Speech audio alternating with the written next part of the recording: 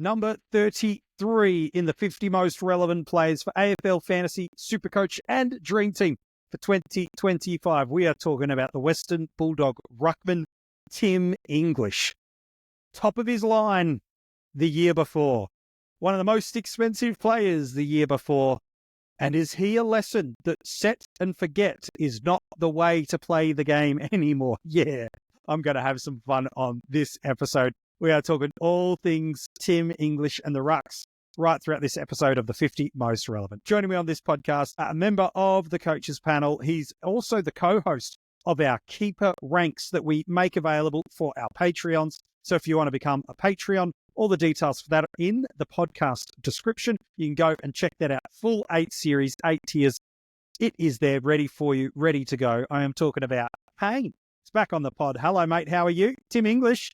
He's a very divisive name in the community, yet 12 months ago, he was hot property.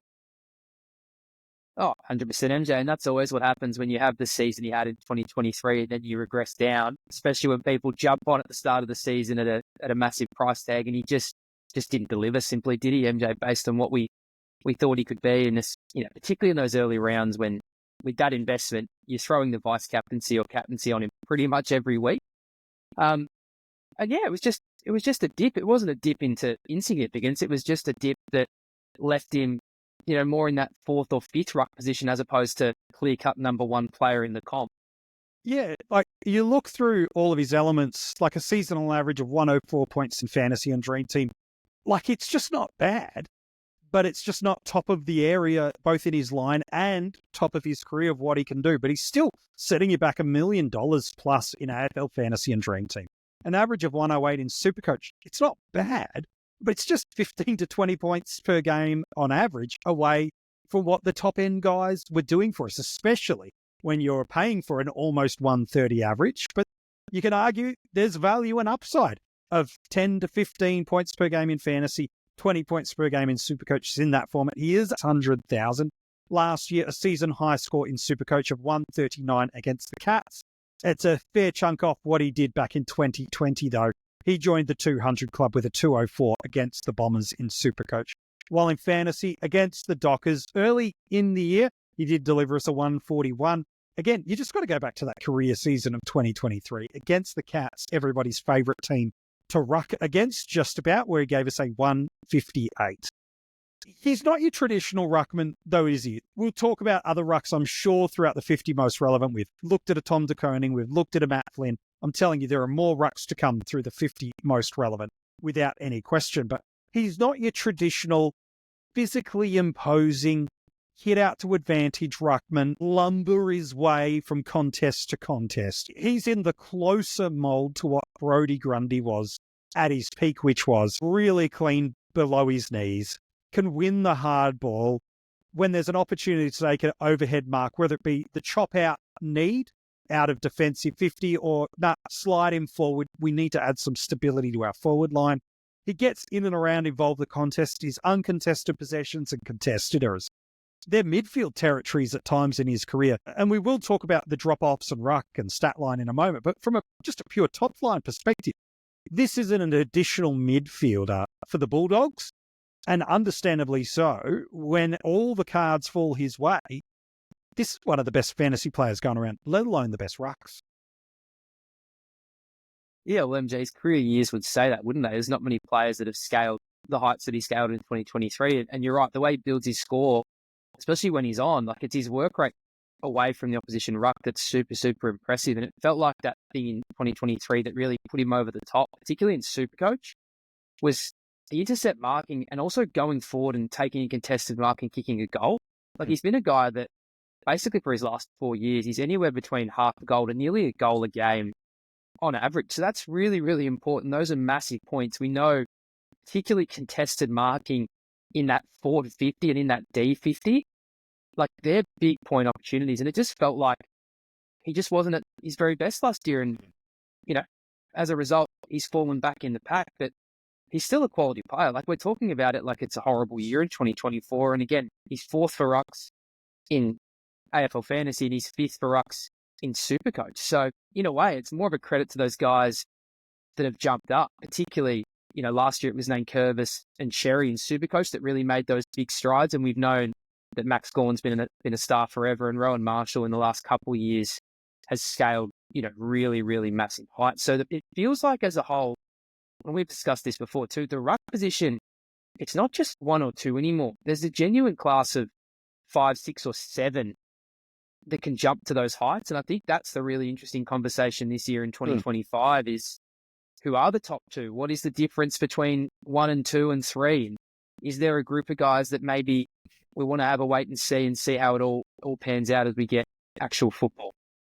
So, Kane, if we would look at that AFL Fantasy and Dream Team season, that 104.6 average, it's a 14 points per game dip from that year that you've alluded to in 2023. And yet still we're talking 11 tons last year, 5 of them over 120, including a 146. So, yes, it's not 2023, the career year, but it's not a disastrous season in isolation.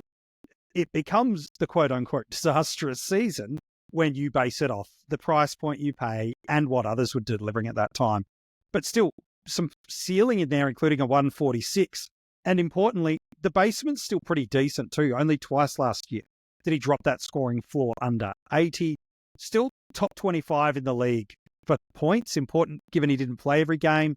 Still top 5 and one of only 5 rucks last year to average 100 plus in fantasy. So all is not lost for Tim English. It's not like he's regressed into oblivience and irrelevance. It's just not what you paid for at the start of the year. While in SuperCoach, an average of 108, 14 tons, it is a pretty big drop of 20 points per game, but still the conversion of hundreds to 120s is relatively favourable. 8 of those scores were 120 plus, 6 of them were 130 plus. And again, just the 2 basement scores under 80 that weren't really great. But again, still sitting as a top 5 ruck by average, top 31 for total points and didn't play every game. So still a fantasy scorer. It's not the 128 SuperCoach. It's not the 118 fantasy of 23. But it's still pretty darn good across all lines. But if I look at this area of how a player scores, it's hard to have the type of year that he did, but literally every element of Tim English's game fell away. Kicks dropped from 11.2 down to an 8.9. Handballs dropped from a 7.9 to a 7.6. His disposal efficiency held. His marks went from 6.3 down to a 6. His tackles went from a 4.3 down to a 3.8. His hitouts went from a 31.2 down to a 27. We can go more granular into his impact on the goals from 0.7 to 0.6. His lines actually increased. His free kicks for went down. His free kicks against went marginally. Like every little thing, bar 1 or 2 things, even his hitouts to advantage, like all these little things just went against him. And to get a near 130 average in SuperCoach, to get a near 120 average in AFL Fantasy, let alone the need, if you're paying for it, to back it up, you need all those things to hold, 1 to pop and 1 to slow, not of the 10 scoring outputs, 8 or 9 to regress significantly. And unfortunately, that's what the year held for Tim English. Well, MJ, that's why it's a career year, right? That's why 23 was so good. And I think that's why when you look at 2025, that's the appeal. You don't have to go too far back to remember what this guy can be. So that's where you start looking at 2024 and going, okay, if he's 104 in AF, where can he get to? Even if you don't think he can get back to those, career year heights in 2023, does he get back to 110? And if he does, and the top comes down in terms of a Marshall and a Cherry and a Gawn, he might have a little bit of upside and go back to being the number 1 ruck, just with the standard dropping a little bit, because we know how good those guys back end of the seasons were, in particular Marshall and Cherry. Gawn's was a bit in reverse, where his start of the season was brute and then he sort of tapered off. So, that's what the rucks can be. You can have these monster runs where you just get the right matchup or you get the right conditions. So for me, that's not crazy to think that a Marshall and a Cherry and Gawn, have their own little bit of regression. And if English just goes a little bit up, all of a sudden you might nab the overall number 1 ruck at what you'd consider value, with 3 to 5 points of upside at that price point, giving you a captaincy option.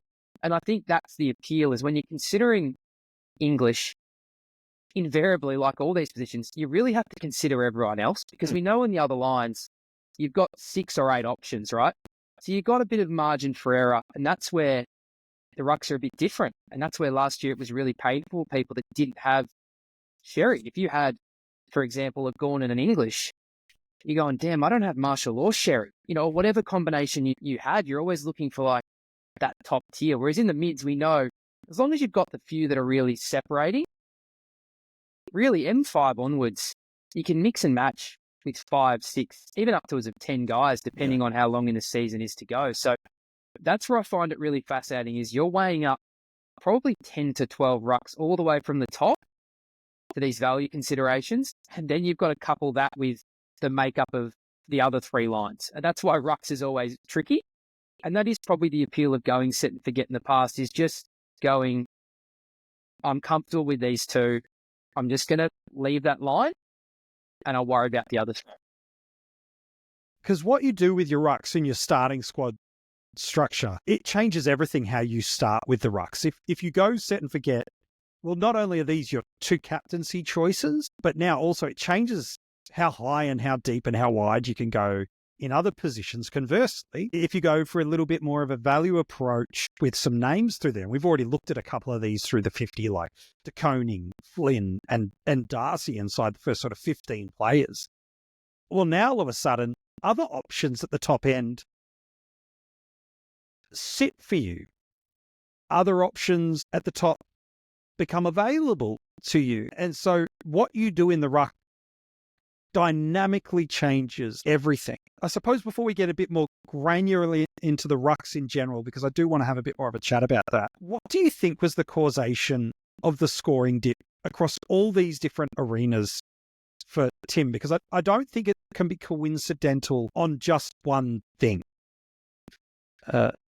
Like for Tim to fall away in hit-outs, in tackles, in goals, in kicks, it was everything. So I've heard in some portions of the community, and understandably so, the talk about the change to the ruck rule impacting how rucks impacted with the extension of the arm. I think that's a factor for Tim, especially who's not a hit-out ruckman, so to speak, where that's where he scores all of his points. He's mobile around the ground. Agility is the points that helps him. I think that's a factor for why his hit-outs dropped, for sure. But that's probably not a factor for why the kicks drop, the marks drop, the handballs drop, the shots on goal drop. So is it just one specific thing? Is a lot of little threads not going his way? Or what to you was the reason we saw moment upon moment of scoring dip for Tim?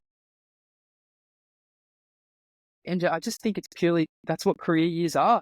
In career years, stuff just breaks right. You just get those extra little points. You're leading at the right time and you get that link up mark. We see it with all great players that scale these heights, even Marcus Bontempelli in 2023 to now.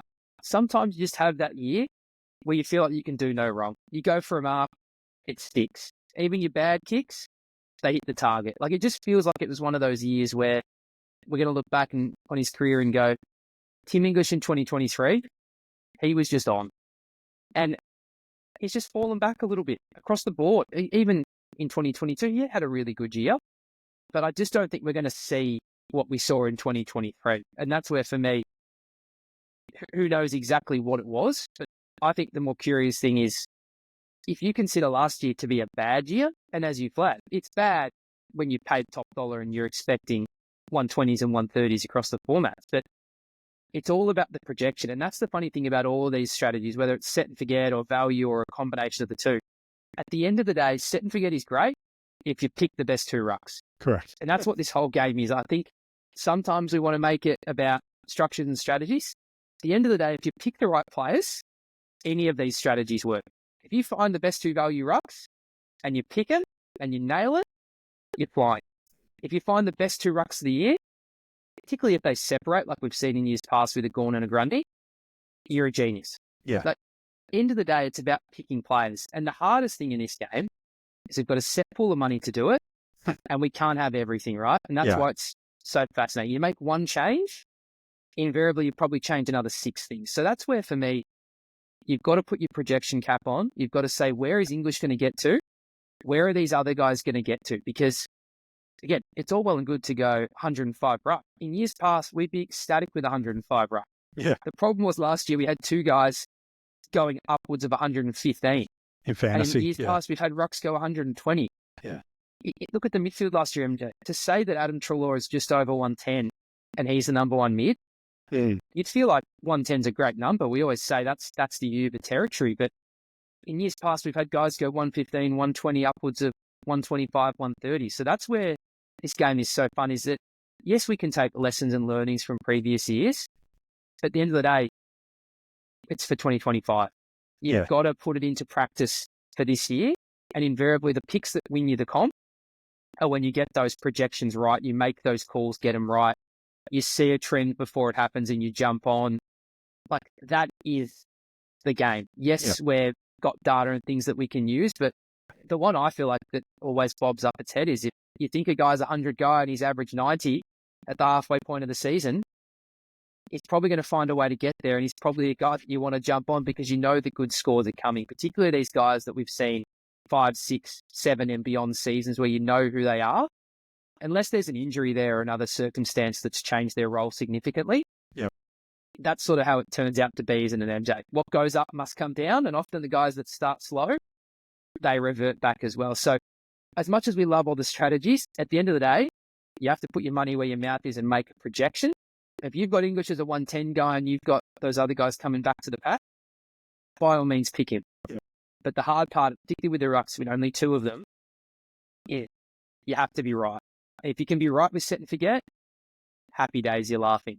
If you're not so sure, I think that's where people go value, because it buys them a bit of time to take stock of the landscape, see where they want to go, see who's emerged, see who the cherry of 2025 is, see who the English of 2023 is. Like, that's the advantage of that strategy. But at the end of the day, you're going to have to put a team together. You're going to have to make 30 or 31 calls, depending on the format. Yep.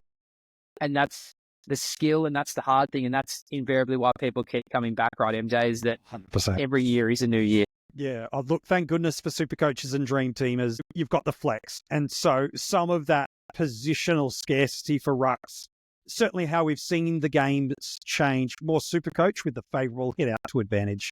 For all the what is it evident for Dream Team. Just that third option Ruck could just be helpful enough. The third best Ruck in the league from a scoring perspective could be better than the seventh best defender, the ninth best mid.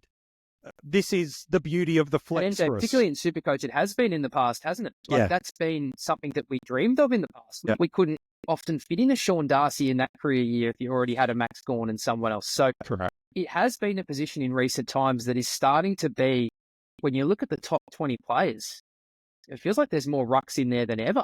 And the numbers probably do reflect that. So I think in those two formats in particular, that's another element of strategy that we obviously are yet to experience. But it probably does make a Tim English that little bit more relevant in those two formats as opposed to AF that doesn't have that flex position. Do you think there's regression in a Max Gawn? Or do you think he can maintain career year in fantasy, which he had last year, and not too far off it in Supercoach? Do you think that the Tristan Cherry breakout that happened last year, can that maintain, let alone increase, or do we see a little bit of regression? Rowan Marshall's been pretty consistent for back-to-back years, but do you think that's going to maintain, or do you think there's a little bit of regression? Because what you think about those three Rucks, let alone then with, does De Koning get the sole Ruck shot or not? Does Darcy stay fit? Is Flynn winning the Ruck 1 battle? These players and what you think is happening around them make Tim English a relevancy conversation of it for you or not, of whether it's, I think he's going to be close enough. He's unique. I like some of that starting matchup. I'll jump in. No, I don't want to pay up near that 600K market in Supercoach at all, or $1 million plus in Fantasy and Dream Team. So I'll look for value. Or no, if I'm going to spend that much, I'll go after the certain thing.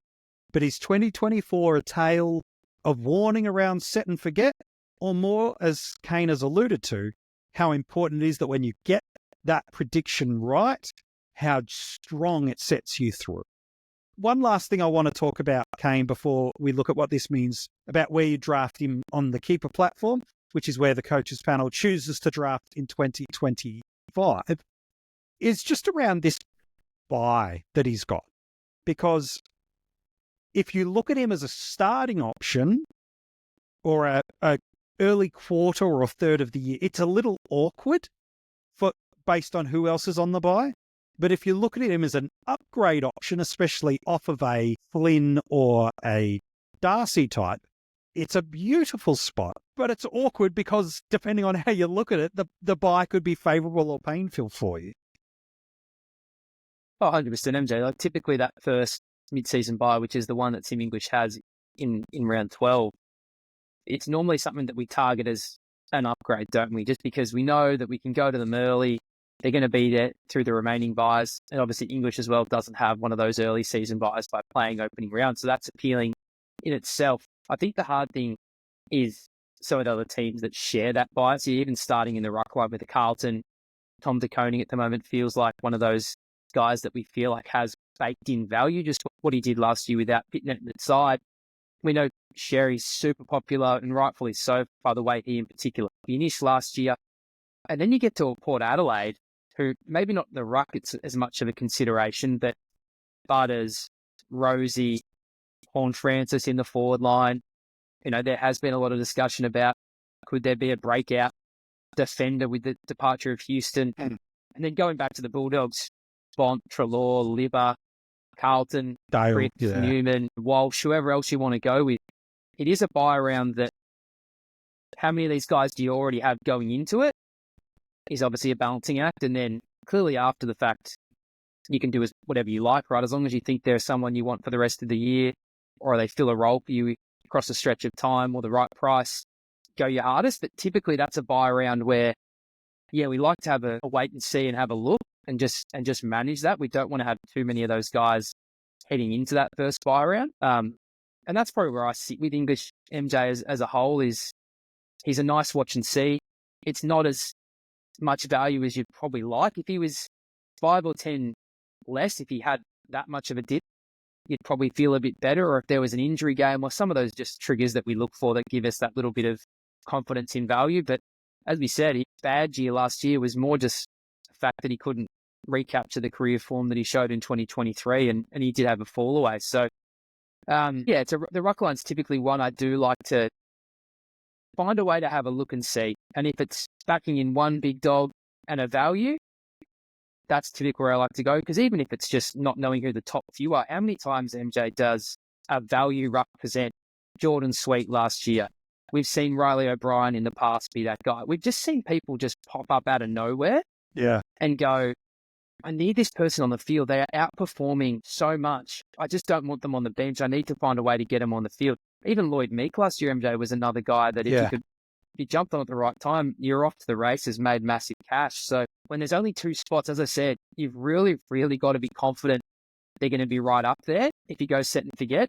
But clearly as well, it's that balancing act of the whole team. There might just not be a value ruck that you have any confidence in. You might be forced to make that call. So fascinating as always, the Rucks, MJ. It's amazing how much time we spend on 2 on-field positions. Every single year we do it. There is a world where if just 2 or 3 variables of how Tim English scores can just bounce towards that career season, or if what our top echelon rucks delivered regresses back 5 to 8 points per game, if one or both of those elements land in 2025, Tim English is back at the top of the tree in our rucks and becomes a really fascinating starting squad option, let alone is he someone, should you choose the pathway of needing to trade into a ruck or add an extra flex spot, he becomes super interesting. So much about our ruck structure will impact the rest of our starting squad movements, let alone our upgrade cadence in 2025. But on the keeper platform, where he goes on draft day, to me feels picking his exact spot is going to be hard, but I think I'd say it's pretty unanimous he'd be the 4th ruck off the board. I don't see a world where on draft day people, again, even regardless of the format or scoring customization in their format or league to have, where Cherry, Marshall, Gawn aren't the first 3 rucks gone on draft day. He's, to me, the kind of universal ADP 4th ruck. It's so hard to know because some leagues, if they don't get their hands on that first three, who could all rightly so be first-round selections, by the way, does someone jump in that second round because they don't want to miss on a top tier, because I think he is one? Or do they just wait and wait and wait and wait and get the Briggs, the Cameron, the Riley O'Briens at the middle third to latter third of their draft because they go, I don't get the top three, I don't care who I get. So English's ADP, while we know he'll be the fourth ruck off the board, gosh, where he goes on draft day, the range of outcomes is huge.